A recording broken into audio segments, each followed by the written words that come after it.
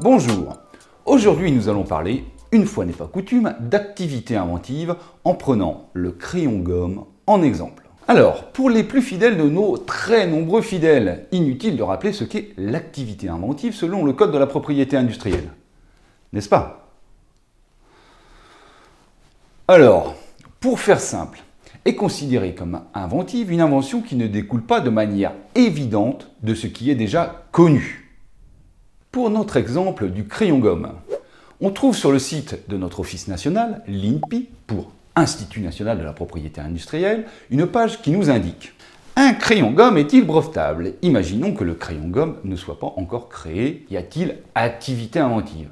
Non, car le crayon et la gomme étaient connus à la date du dépôt. Il était alors évident pour l'homme du métier, c'est-à-dire le fabricant de crayons, de juxtaposer un crayon et une gomme pour écrire et gommer avec le même outil.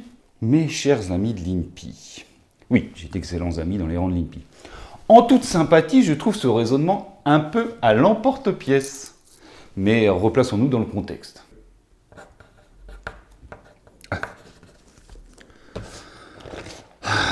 Elle est où cette gomme?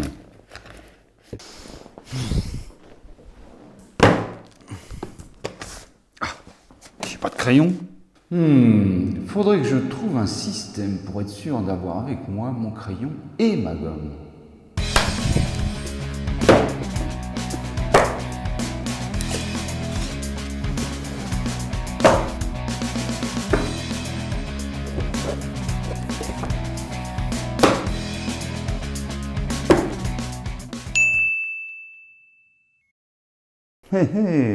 Astucieux ce système.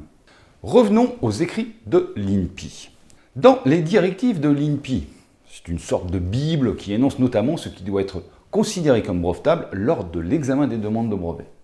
Il est clairement établi qu'il y a un danger à conduire à un raisonnement a posteriori qui peut conduire à considérer l'absence d'activité inventive. Les directives ajoutent qu'il faut donc rester objectif et donc s'efforcer d'appréhender l'ensemble de l'état de la technique tel qu'il apparaissait à l'homme du métier avant la contribution de l'inventeur.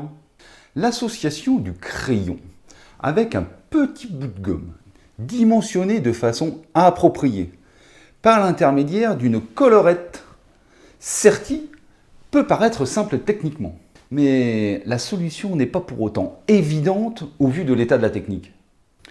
En tout cas, moi, j'aurais bien aimé avoir à défendre l'activité inventive du crayon gomme.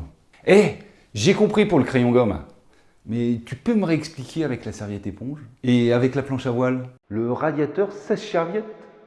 Le Malibu orange?